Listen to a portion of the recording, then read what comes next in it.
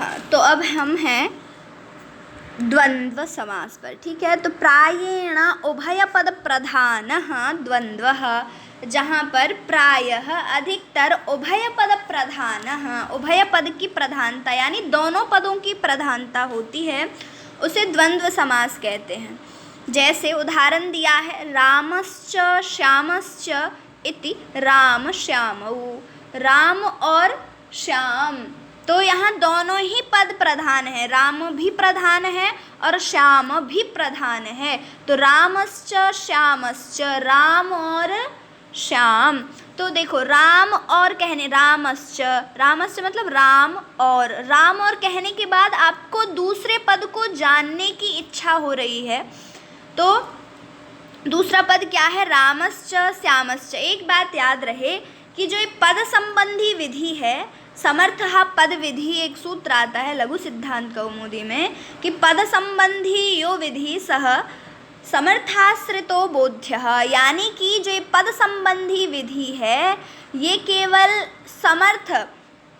समर्थ पद विधि समर्थ आश्रित होती है। समर्थ पर कैसे आश्रित होती है, देखिए सीधे सीधे अगर सरल शब्दों में बताया जाए तो जब आपको एक पद सुनने के बाद दूसरे पद को जानने की चेष्टा हो, दूसरे पद को जानने की इच्छा हो, तो उसे कहते हैं समर्थ पद विधि। मतलब एक पद दूसरे पर जहाँ आश्रित होता है, जहाँ एक पद दूसरे पद पर आश्रित होता है, उसे कहते हैं समर्थ पद विधि। तो यहाँ जो रामस, ऐसे किसी में भी देख लीजिए, जैसे यहाँ पीतानी अंबरानी यस्य सह, यहाँ भी अरे कैसे होगा भैया, तो ये रहा पीतानी अंबरानी यस्य सह, ये रहा, ये क्या है, पीले हैं वस्त्र जिस पीले, जैसे आपने केवल एक पद कहा पीतानी, पीले, फिर आप चुप रहे, पीले क्या पीले, तो आप पीले कहने से, पीला कहने से आपको दूसरे पद को जानने की इच्छा हुई, दूसरे पद को जानने की चेष्टा हुई, तो इसका मतलब ये दोनों पद आपस में समर्थाश्रित हैं। समर्थाश्रित है मतलब एक दूसरे पर दोनों आश्रित हैं, एक के बगैर दूसरा पद अधूरा है। तो जहाँ दोनों पद एक दूसरे पर आश्रित होते हैं वहीं पर समास किया जा सकता है, वहीं पर ये पद विधि होती है। तो यहाँ पर भी क्या है, रामश्च श्यामश्च, राम और श्याम, तो यहाँ भी जो राम है श्याम पर ये देखो राम और कहने के बाद आपको चेष्टा हुई राम और क्या, तो दूसरे ने कहा रामश्च श्यामश्च, राम और श्याम। तो जहाँ एक पद को कहने के बाद दूसरे पद को जानने की इच्छा होती है उसे हम समर्थ पद विधि कहते हैं। और समर्थ, जो शब्द आपस में समर्थ होते हैं केवल उन्हीं पदों के मध्य में समास किया जा सकता है। ऐसे ही इसमें देख लीजिए राज्ञः पुरुषः, ये शब्द हमने लिया राज्ञः पुरुषः, आपने केवल इतना कहा राज्ञः राजा का, फिर आप चुप रहे, ठीक है। तो दूसरा व्यक्ति क्या सोचे, हाँ पूछेगा दूसरा व्यक्ति राजा का क्या, राज्ञः राजा का, हाँ भैया आगे बोल, राजा का क्या, तो राज्ञः पुरुषः। तो जैसे ही उस व्यक्ति ने राज्ञः बोला आपको जानने की इच्छा हुई, चेष्टा हुई, जिज्ञासा हुई कि राजा का क्या।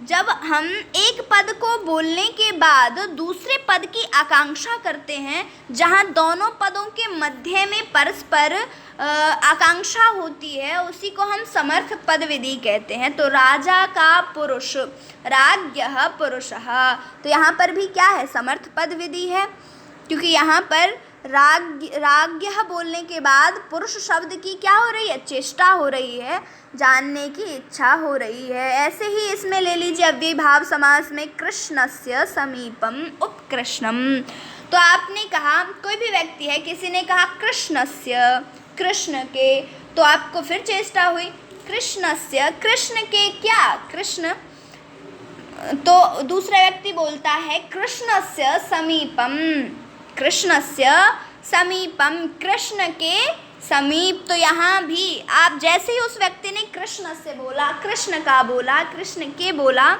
तो आपको चेष्टा हुई कि हाँ कृष्ण के क्या, कृष्ण का क्या, तो आपने फिर उस व्यक्ति ने फिर कहा कृष्णस्य समीपम, कृष्ण के समीप। तो जहाँ समर्थ पद विधि होती है केवल वहीं समास किया जा सकता है। तो यहाँ पर क्या है, समर्थ विधि है आपस में। अब हम जानेंगे विग्रह वाक्य, ठीक है।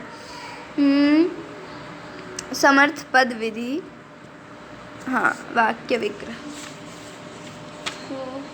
सुप सुपासः वा समस्यते समासवादी। पहले हम थोड़ा सा वृत्ति के बारे में जान लेते हैं कि वृत्ति किसे कहते हैं। तो परार्थाभिधानम वृत्ति ही, परार्थाभिधानम वृत्ति ही, जो पर अर्थ का विधान करती है उसे ही वृत्ति कहते हैं। वृत्ति कितनी होती है, तो कृत तद्धित समासैक शेष सनाद्यंत धातु रूपाः पंचवृत्त्यः। 5 प्रकार की वृत्ति होती हैं। कृत, तद्धित, समास, एक शेष, सनाद्यंत, धातु रूपाः, ठीक है। तो इनमें से समास भी क्या है, एक वृत्ति है। वृत्त्यर्थ, वो अब विग्रह किसे कहते हैं, तो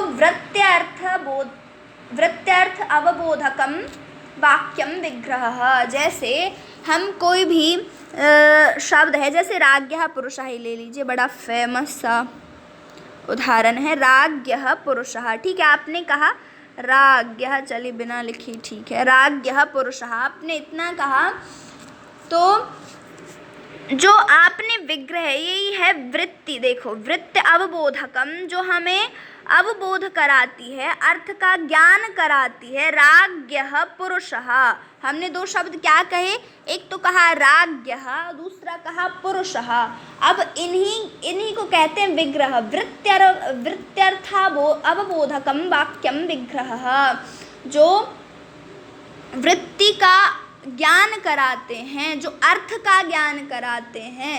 अर्थ का ज्ञान कराने के लिए जो वाक्यों को विभाजित किया जाता है। वाक्य का, देखिए, किसी भी शब्द का अर्थ लगाने के लिए, उसके अर्थ से ज्ञापित होने के लिए, उसके अर्थ से उसका अर्थ जानने के लिए जो भी हम विग्रह करते हैं उसे ही विग्रह करते हैं, मतलब शब्दों का जो विभाजन करते हैं उसे ही विग्रह कहते हैं। जैसे राज्ञः पुरुषः, राजा का पुरुष, उपकृष्णम, कृष्णस्य समीपम।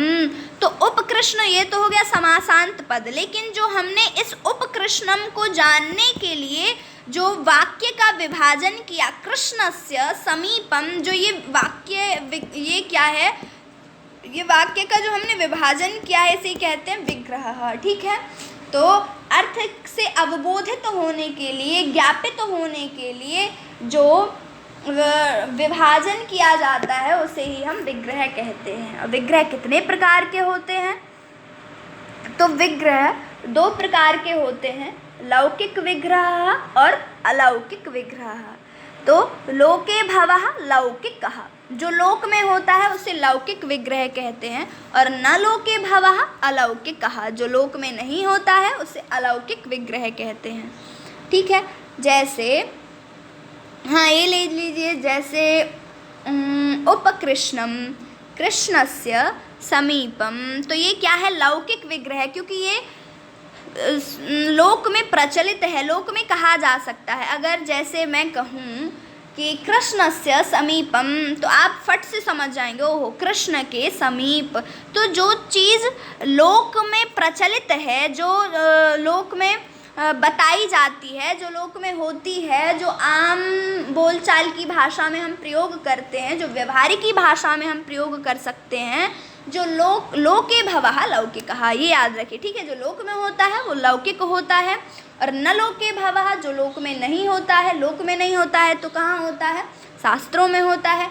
तो जो शास्त्रों में होता है उसे ही अलौकिक विग्रह कहते हैं। जैसे कृष्णस्य समीपम का अलौकिक विग्रह क्या बनेगा, कृष्ण गस धन उप। तो ये क्या है, अलौकिक विग्रह है, लोक में नहीं कहा जाता। यदि तुम किसी से कहो भैया कृष्ण धन गस या फिर कृष्ण गस उप। तो कोई समझेगा नहीं समझेगा, क्यों? क्योंकि ये लोक में व्यवहारिक की भाषा में प्रयोग ही नहीं होते। भैया क्या कह रहे हो? तो लोके भवः लौकिकः न लोके रे न लोके भवः अलौकिकः। जो लोक में होता है वही लौकिक है, जो लोक में नहीं होता है वही अलौकिक है। और दूसरी प्रकार से और विग्रह होता है, वो क्या है? तो स्वपद विग्रह और अस्वपद विग्रह। अस्वपद स्वपद, अब इसके बारे में जानते हैं। देखिए, स्वपद विग्रह विग्रहे येषां पदानां दर्शनं भवति तेषाम एव दर्शनं यदि समासानन्तरं स्यात् तत् स्वपद विग्रह वाक्यम। जैसे अब देखिए, विग्रहे येषां पदानां, विग्रह यानी विग्रह में येषां जिन पदानां पदों का दर्शनं भवति, दर्शन होता है। विग्रह में जिन पदों का दर्शन होता है, तेषाम एव उनका ही दर्शनम दर्शन यदि समासानंतरम समास होने के बावजूद भी स्यात् हो। यदि आगे पहले पंक्ति का अर्थ लगाते जाइए, फिर बाद में बता दिया जाएगा क्या अर्थ होगा। ठीक है, तत् स्वपद विग्रह, उसे ही हम कहते हैं स्वपद विग्रह।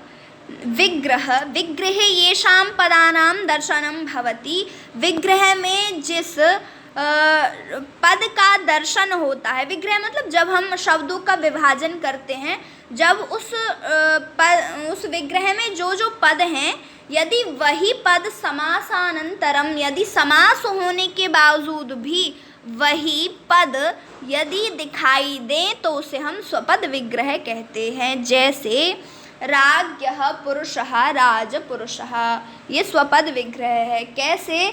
जब हमने इसका विग्रह किया, राज्ञः पुरुषः, ये क्या है? विग्रह है, राज्ञः पुरुषः।